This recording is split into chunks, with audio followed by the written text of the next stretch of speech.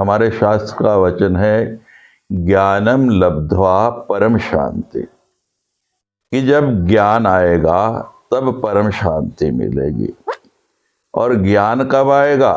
जब अज्ञान हट जाएगा। अंधकार है, प्रकाश कैसे? ज्ञान प्रकाश है और प्रकाश आ गया तो अंधकार बच नहीं सकता है। सत्य कहेंगे, सत्य लिखेंगे, सत्य चलेंगे।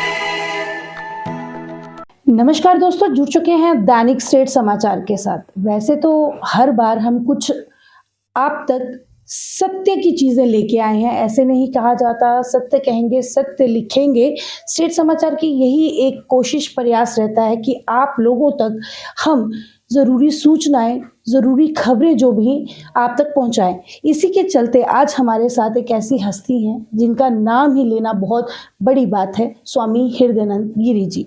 वैसे तो देखा जाए संत समाज इन्हीं की वजह से आज कलयुग में जितना भी पूजा पाठ कर रहे हैं तो दुनिया जो है यहाँ पे स्थिर है। सीधी बात संत समाज के गुरु श्री स्वामी हृदयानंद गिरी जी से करेंगे। स्वामी जी बहुत बहुत स्वागत है आपका। स्वामी जी, देखा जाए भागवत कथाएं और जिस तरह से ऋषि मुनि हमारे, वैसे तो ये धरती ही उन्हीं की देन है और उन्हीं की तप से ये जो आज कलयुग है वो चल रहा है और कहीं ना कहीं बच भी रहा है। हमारे यहाँ पे भागवत कथा के हमने देखा काफ़ी जो प्रचार है वो किए जाते हैं, कथाएं होती हैं, लेकिन अब देवी भागवत कथा की तरफ आपका रुझान जो है वो है। देवी भागवत कथा में और भागवत कथा में क्या अंतर है, पहले तो हम ये जानने की प्रयास करेंगे। पहली बात जो आपने कही कि कथा अंतर, बाद में कथा कोई भी है, कथा सुनी क्यों जाए?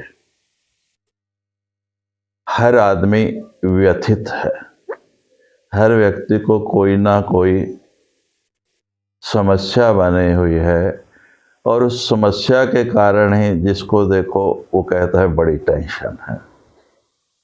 तो इस टेंशन को दूर करने का सबसे सरल उपाय कथा का मतलब क्या है?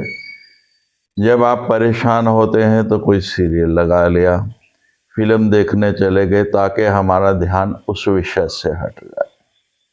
वो क्षणिक शांति आपको देता है, लेकिन परमानेंट और स्थायी शांति कैसे मिलेगी? हमारे शास्त्र का वचन है ज्ञानम लब्ध्वा परम शांति, कि जब ज्ञान आएगा तब परम शांति मिलेगी। और ज्ञान कब आएगा? जब अज्ञान हट जाएगा।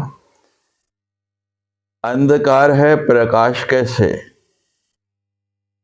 ज्ञान प्रकाश है और प्रकाश आ गया तो अंधकार बच नहीं सकता है। और अगर फिर भी है तो इसका मतलब प्रकाश नहीं आया।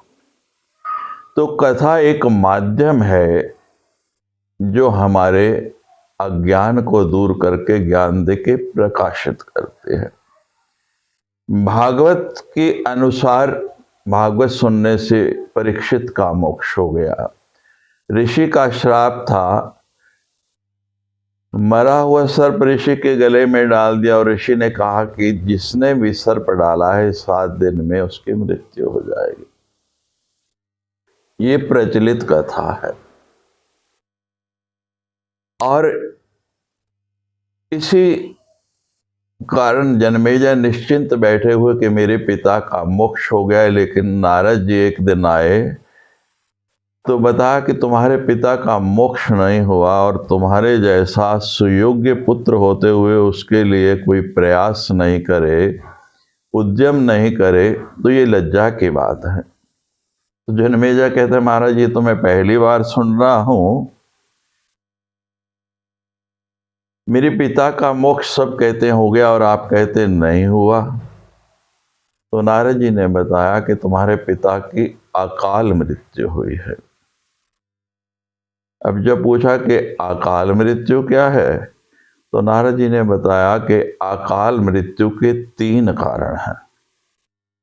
पहली बात है दुर्घटनावश मृत्यु हो, जैसे एक्सीडेंट हो गया, नदी में डूब गए, आग में जल गए, सुसाइड कर लिया, तो ये आकस्मिक मृत्यु है। जी।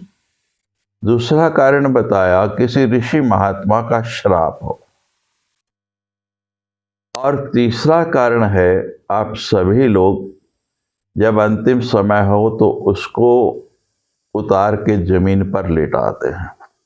सभी लेटाते हैं, सभी जगह ये प्रथा है, लेकिन क्यों ये कोई नहीं जानता है। ये तीसरा कारण है कि यदि भूमि से स्पर्श नहीं हो तो उसको भी अकाल मृत्यु कहते हैं। और ये बात कब जानेंगे? सब ये क्रिया मात्र कर रहे हैं। जब आप कथा सुनेंगे, कथा जरूरी नहीं कि बड़ा मंच लगा लिया, किसी भी संत के पास जो उस विषय को जानता है जाके बैठे, हम पढ़े लिखे तो उससे पढ़े ना जो जानता है जी। जो पहले पढ़ा हुआ है उसी से पढ़ेंगे। इसी प्रकार यहाँ भी जब हमको जानकारी मिल गई कि ये कार्य क्यों करते हैं तो उसके प्रति हमारी श्रद्धा भी बढ़ जाती है और उसको हम पूरे सही ढंग से करते हैं। तो नारद जी ने कहा कि जब कारण बताया है तो निवारण भी बताओ। डॉक्टर वही अच्छा जो रोग नहीं बताए दवा भी बताए। जी। और नारद जी कहते हैं वही बताने आया हूं आपको। और फिर बताया कि देवी भागवत कराओगे तो प्रमाण क्या कहते? सबसे पहला प्रमाण व्यास जी हैं, जिन्होंने इस पुराण की रचना की है। 18 के 18 पुराण व्यास जी ने रचे। लेकिन सारे पुराण रचने के बाद 17 पुराण रच लिए, लेकिन मन को शांति नहीं हुई। तो एक दिन नारद जी जब व्यास जी के पास पहुंचे तो उन्होंने कहा कि शांति कैसे प्राप्त हो? इतना कुछ करने के बाद भी मन फिर भी अशांत हो जाता है। तो नारद जी ने उनको कहा कि श्रीमद् देवी भागवत का पारायण करो, उसको लिखो, मन शांत हो जाएगा। कि तुम्हें कैसे पता? कहते हैं माँ भगवती पराम्बा ने स्वयं आधा श्लोक, भागवत 4 श्लोक ब्रह्मा जी ने बोले, उसका विस्तार व्यास जी ने किया। दुर्गा सप्तशती सब श्लोकी है, लेकिन श्रीमद् देवी भागवत मात्र आधा श्लोक भगवती ने स्वयं बोला, भगवान विष्णु को सुनाया, विष्णु जी ने वही ब्रह्मा जी को सुनाया, और ब्रह्मा जी ने अपने पुत्र नारद को सुनाया, और नारद जी ने वही आधा श्लोक व्यास जी को सुनाया। और उसी की कृपा हुई कि व्यास जी ने उसका विस्तार करके ये श्रीमद् देवी भागवत 18,000 श्लोकों का बना दिया, और हम जन साधारण को सुलभ हो गया। हमने अनेक स्थानों पर लगभग 200 कथाएं कर ली, और जहाँ जहाँ भी इसका पारायण हुआ लोगों को उसका समुचित लाभ भी मिला। अब कथा में तो बहुत लोग आते हैं। जी। स्वामी जी, देखा जाए अंधविश्वास 33 करोड़ देवी देवताओं का जो लोग पूजन करते हैं और फिर अंधविश्वास की तरफ भागते हैं, सुकून नहीं आता है उनको, चैन नहीं आता है, तो क्या इस पूजा पाठ से अंधविश्वास का कोई लेना देना है? वो इधर भटकते जा रहे हैं, तो ऐसे लोगों को क्या करना चाहिए कि अंधविश्वास को छोड़कर वो एक प्रकाश की तरफ खींचे चले जाए? विश्वास और अंधविश्वास दोनों में बहुत बड़ा। जब तक किसी वस्तु पर विश्वास ही नहीं हमें, तब तक कुछ हो नहीं सकता। लेकिन अंधविश्वास हो जाए बिना विचारे, बिना समझे, बिना जाने, तो वो दुखदाई हो जाएगा। आपने कहा 33 करोड़, ये एक समाज के अंदर भ्रांति है। 33 करोड़ नहीं, 33 कोटि हैं, यानी कि 33 प्रकार के देवी देवता हैं, संख्या नहीं है। अब देवी भागवत में स्पष्ट लिखा है, या सो सा अहम, या अहम सा सो, भेदो अस्ति मति विभ्रमान, कि जो वो है वो मैं हूँ, जो मैं हूँ वो वही है, कोई अंतर नहीं है। जब हम भेद करते हैं, हमारी बुद्धि में भेद है, हम सबको अलग अलग मानेंगे तो शांति कहाँ से प्राप्त करेंगे। एक ही फिल्म का कलाकार, एक ही फिल्म की नायिका एक फिल्म में एक रूप में है, दूसरी में अलग भूमिका में है, तीसरी में अलग भूमिका में है, तो अलग अलग हो गई या एक ही रही। जी। तो इसी तरह से वो जो पराशक्ति है जिसको हम ब्रह्म कहते हैं, उसका कोई रूप नहीं है। समय अनुसार जैसी आवश्यकता पड़ी वैसा वो रूप बना लेता है। जैसे पानी है, जल है, साधारणतः उसको हम जल कहते हैं। सूर्य की गर्मी मिली या आपने गैस पे पतीला रख दिया तो उसका रूप बदल गया, वो भाप हो गया, है तो जल ही ना। वही ऊपर आसमान में पहुंच गया, बादल हो गया, कोई डिफरेंस नहीं हुआ। मेघ बन गया, वर्षा होने लगी तो वर्षा हो गई। वही पहाड़ पे पड़ा तो बर्फ बन गया। जी। अब एक वस्तु के इतने रूप अगर हो सकते हैं, तो एक जो ब्रह्म है, यूनिवर्सल टूल जिसको विज्ञान न्यूट्रॉन कहता है, वो अनेक रूप धारण कर सकता है। जी। तो किसी भी देवी देवता में कोई भेद नहीं है, एक ही रूप है, मूल में एक का एक ही है। हम संत लोग कह सकते हैं जैसे एक ही मिट्टी से अनेक प्रकार के बर्तन बन सकते हैं, एक ही स्वर्ण से स्वर्णकार अनेक प्रकार के गहने बना देता है, उनके नाम बदल जाते हैं, लेकिन बेस में तो वही मिट्टी या सोना है। जी। तो जब इस बात को व्यक्ति समझ लेता है, इसको जान लेता है, तो फिर उसकी बुद्धि में और उसको सब एक दिखते हैं और सब पे विश्वास रहता है, अंधविश्वास नहीं। जब भी आप किसी कामना को लेके, किसी प्रयोजन को लेके कोई कार्य करते हैं, तो फिर किसी ने कुछ कह दिया, ये करोगे तो ये होगा, ये करोगे तो ये होगा, वो अंधविश्वास बन जाता है। और केवल ये विश्वास करके कि मैं, जैसे नवरात्रि आई तो भगवती की साधना करते हैं, जन्माष्टमी आई तो कृष्ण जी की करते हैं, रामनवमी आए तो राम जी की करते हैं, शिवरात्रि आए तो शिव की करते हैं। जी। वो अलग नहीं हो गए। हम ये सोच के कि मुझे जो मेरा इष्ट है, मुझे जो रूप अच्छा लगता है, हर व्यक्ति की बाय नेचर उसका जो स्वभाव है, अलग अलग रुचि है, तो उसकी जिसमें रुचि है उसकी आराधना कर रहा है और उस पर दृढ़ विश्वास कर रहा है कि मैं जिसका पात्र हूं। अंधविश्वास वहां पैदा होता है जिस वस्तु का मैं पात्र नहीं, जिसकी मैं लायक नहीं, जो क्वालिटी मेरे अंदर नहीं और वो मैं पाना चाहता हूं और वो नहीं मिल पाती, तो उसके लिए मैं दूसरे प्रयोजन करूं। हम कहते हैं आप पात्र बनिए ना, भगवान देने के लिए मजबूर है। गीता में भी भगवान ने यही कहा कि मैं किसी को कुछ नहीं देता, जी। आपको लेना। जी। अगर आप पूरा पेपर अच्छे से दे के आए हैं तो टीचर कैसे आपके नंबर काटेगा, उसको देने पड़ेंगे, वो इसके लिए बाध्य है, बाउंड है। हम कोई कार्य करते नहीं, कर्म करते नहीं और फल पाना चाहते हैं, ये अंधविश्वास है। मैंने कर्म किया, फल मुझे निश्चित रूप से मिलेगा। जी। स्वामी जी, बहुत जनता देख रही है इस टाइम, आपको लाइव सुन भी रही है, शायद कईयों के मनों में एक विचार जरूर आ रहा होगा, ये साधु समाज को क्या दे रहे हैं। कुछ ऐसे भी साधु हैं जो इसकी आड़ में अपना बिजनेस चला रहे हैं, बड़ी बड़ी गाड़ियां, बड़े बड़े मठ, और लोग जो हैं इधर उधर भागते हुए बाद में एक जगह जाके सिर्फ ये कहते हैं कि इनका तो सिर्फ मठ चलाने का साधन है। ऐसे साधु समाज को आप किस दृष्टिकोण से देखते हैं? देखो, अच्छा और बुरा ये हर जगह होगा। अगर बुरा है तो अच्छे का अस्तित्व है, एग्जिस्टेंस है, और यदि बुरा नहीं तो अच्छे का कोई अस्तित्व ही नहीं रहा। कौन क्या करता है इसमें जाने की जरूरत नहीं है।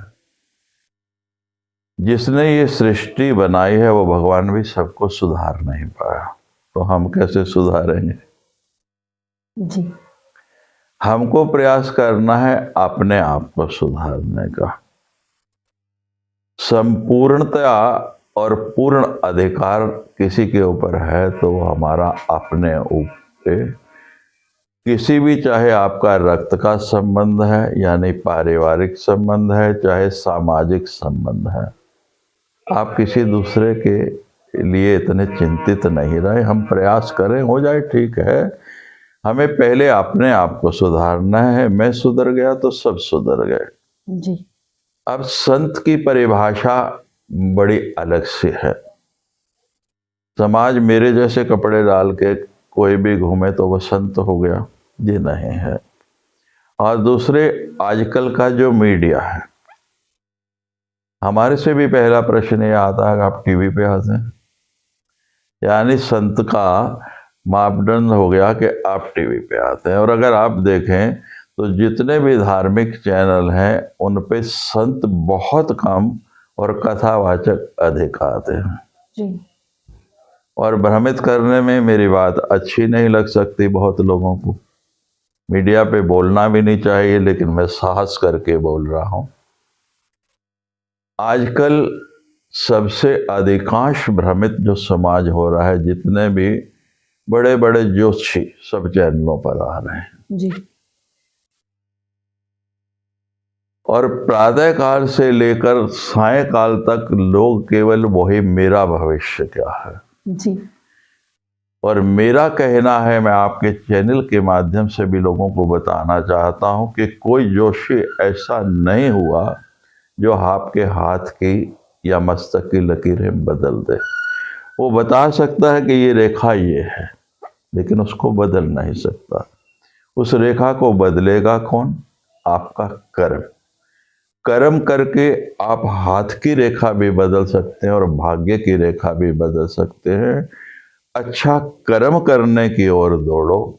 जब हम सत्कर्म करेंगे, आज नहीं कल उसका फल निश्चित रूप से मिलेगा, इसमें कोई संशय वाली बात ही नहीं। हम जहाँ भी शॉर्टकट अपनाना चाहते हैं वहाँ दुविधा होगी। हर काम का तरीका है, अपना करते रहिए तो मिलेगा। स्वामी जी, एक लास्ट सवाल जो है, और ये जानने का प्रयास करेंगे, पूजा पाठ लोगों के लिए कितना ज़रूरी है? क्योंकि आजकल अगर देखा जाए तो सबके पास एक ही सवाल है, हमारे पास समय नहीं है। तो इसके लिए हमारी जनता के लिए आपके पास क्या शब्द जो हैं वो? जी, पूजा पाठ के लिए समय चाहिए ना, और आप उसकी साक्षी हैं। हमारा एकमात्र प्रयोजन 2018 में जो हमने हनुमान यज्ञ किया यही था। लोग कहते हमारे पास समय नहीं, हमें कहा हमें समय चाहिए नहीं। आपके पास बहुत सा स्पेयर टाइम है, बहुत सा अतिरिक्त समय है जिसका आप उपयोग नहीं करते। आप पूजा पाठ में उसका उपयोग कीजिए। और लोगों ने किया और अनुभव भी किया और अभी तक भी कर रहे हैं। उसके बाद 5 साल के बाद भी हमने कहा fill in the blanks use करो। नहाने के बाद, नहाने से लेकर ड्रेस अप होने तक आपको 10 मिनट कम से कम लगते हैं। बहुत जल्दी भी करो तो उस 10 मिनट में कोई काम नहीं है और नहीं कुछ हो सकता तो श्री राम जय राम जपते रहो, वो भी पूजा है, वो भी पाठ है, उसमें कोई अतिरिक्त समय नहीं लगा है। आप फ्लाइट में बैठे हो, ड्राइव कर रहे हो, जहाँ आपका फ़ोन भी बंद हो गया जो आपको चैन से नहीं बैठने देता, आपके पास समय है। हम गृहिणियों को कहते हैं खाना पकाते हुए, बर्तन मांजते हुए भी आप जप कर सकते हो। जी। समय बहुत है हमारे पास। जरूरत है हम प्रमुखता किसको देते हैं, प्रायोरिटी पे क्या है। और पूजा का बड़ा सुंदर उदाहरण है। खट्वांग ने पूछा ऋषि से कि मुक्ति कितनी देर में हो सकती है, तो ऋषि ने कहा जितनी देर में घोड़े की रकाब में पैर रख के घोड़े पर चढ़ना है उतनी देर में मुक्ति हो सकती है। कंसंट्रेशन हो, हमारी एक क्षण के भी वृत्ति लग जाए, लाइन उससे जुड़ जाए तो उतना भी बहुत है। समय की कमी नहीं है, पूजा पाठ जितना भी करो उस समय केवल उसकी तरफ सावधानी हटी, दुर्घटना घटी। घटी। सबसे अधिक सावधान रहने की उस समय आवश्यकता है। उस समय हम गाड़ी या स्टीयरिंग की तरह उसको पकड़ के नहीं रखते, ढीला छोड़ देते हैं। बैठे हैं पूजा करने, मन इधर भाग रहा है उधर भाग रहा है, नियंत्रण नहीं है और तभी दुर्घटनाएं होती है। जी। जिस दिन उस पर नियंत्रण हो गया, हम आपसे बात कर रहे हैं तो भी हमारा भजन चल रहा है, हमको जरूरत नहीं। एक व्यक्ति गाड़ी ड्राइव करते हुए कितने काम कर रहा है, सिगरेट पीने वाला सिगरेट पी रहा है, कैसेट सुन रहा है, मोबाइल सुन रहा है, गाड़ी फिर भी चल रही है। तो इसी तरह हम संसार का काम करते हुए भी उसको कर सकते हैं। उसके लिए अतिरिक्त समय की जरूरत नहीं, केवल हमारी रुचि होने की जरूरत है। और जब रुचि होगी, जिस काम के लिए हमारा इंटरेस्ट हो, हम टाइम निकाल लेते हैं और निकल आता है। जी, बहुत बहुत शुक्रिया स्वामी जी। ये थे हमारे साथ स्वामी हृदयानंद गिरी जी। और शीघ्र ही बहुत जल्दी 22 मार्च से लेकर 30 मार्च तक आपको देवी भागवत कथा अखनूर जियापोता घाट में सुनने को मिलेगी, जिसका समय रहेगा 4 बजे से लेकर 7 बजे तक। तो सभी जितने भी चैनल्स को देख रहे हैं और वहाँ पे पहुँच के देवी भागवत कथा का आनंद उठाएं, उसका लाभ उठाएं। अभी के लिए बस इतना ही, मुझे दीजिए आज्ञा। जय माता दी। जय माता।